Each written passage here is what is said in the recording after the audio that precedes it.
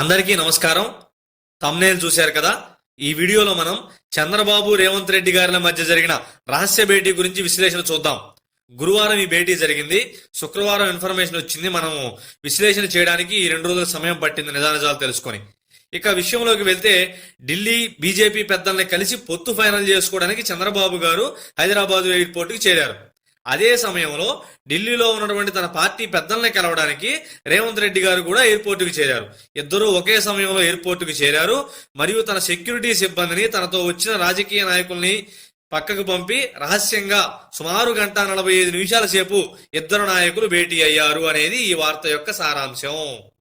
అందులోనూ ఏమేమి చర్చకు వచ్చాయంటే, 2003లో అప్పటి ప్రభుత్వం హైదరాబాద్ కట్టేటప్పుడు కొందరికి భూములు కేటాయించింది అనే ఒక కేసు అదే రోజు తీర్పునివ్వడం జరిగింది. అప్పటి ముఖ్యమంత్రి చంద్రబాబు నాయుడు కాబట్టి ఆ కేసు ఇప్పుడు ఆ తెలంగాణ స్టేట్ కోర్టులో ఉంది కాబట్టి దాని మీద తదుపరికి ఏది జరగకుండా చూసుకునే విధంగా ఒక డిస్కషన్ వచ్చిందని ఒక వినికిడి. రెండో విషయం, ఇంకా అత్యంత ముఖ్యమైన విషయం ఏంటంటే, 2019లో కేసీఆర్ గారు ఎలాంటి సహాయ సహకారాలు అయితే జగన్మోహన్ రెడ్డికి అందించారో అలాంటి సహాయ సహకారాలే మళ్ళీ రేవంత్ రెడ్డి గారు చంద్రబాబు నాయుడు గారికి అందించేలా చేసుకోవడం. ఆర్థిక లావాదేవీలు జరగకుండా ఆ రోజు కేసీఆర్ గారు నిలవరించగలిగారు. ఈవెన్ ఎలక్షన్ ముందు రోజు కూడా ప్రైవేట్ ట్రావెల్స్ ఏవి తెలంగాణ నుంచి ఆంధ్రాకి రాకుండా ఆపగలిగారు. ఎక్కడ ఆ బస్సులు తిరిగి ఇక్కడికి వస్తే తెలుగుదేశానికి ఓటేస్తారేమో అనే అనుమానంతో తెలుగుదేశం పార్టీ నాయకుల ఆస్తులను కూడా ఆ రోజు ఒక నిఘా నేత్రంతో ఉంచుకోగలిగారు. ఇలాంటి ఇంటర్నల్ గా చాలా సహాయ సహకారాలు కేసీఆర్ అప్పట్లో జగన్మోహన్ రెడ్డి గారికి అందించారు. ఈసారి అదే రీతిలో సహాయ సహకారాలు టీడీపీకి రేవంత్ రెడ్డి గారు చేయాలి అని కోరడం. ఈ 2 అంశాలపైన ప్రధానంగా చర్చ జరిగింది. ఇందులో రేవంత్ రెడ్డి గారికి చంద్రబాబు నాయుడు గారికి ఉన్నటువంటి అనుబంధం వల్ల కాకుండా కాంగ్రెస్ పార్టీకి కూడా ఒక లాభం ఉంది. ఏంటంటే, నేనింత క్రితం వీడియోలో చెప్పిన విధంగా కాంగ్రెస్ కార్యకర్తలు ఇప్పుడు వైసీపీ కార్యకర్తలు.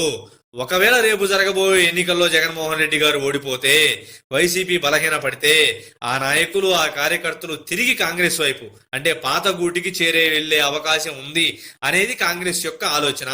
అదే కాంగ్రెస్ హైకమాండ్ కూడా కోరుకుంటుంది.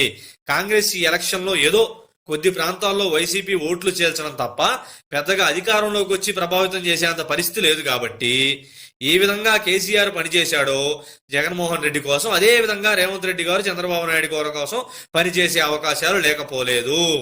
ఎందుకంటే కాంగ్రెస్ బలపడాలి అంటే వైసీపీ బలహీనపడాలి. ఇందులో ఇద్దరికీ ఉమ్మడి లబ్ధి చేకూరే అవకాశం ఉంది కాబట్టి కాంగ్రెస్ కూడా దీని గురించి ఆలోచించే అవకాశం ఉంది. ఇలాంటి రాజకీయ విశ్లేషణల కోసం దయచేసి ప్రజావాణిని సబ్స్క్రైబ్ చేసుకోండి.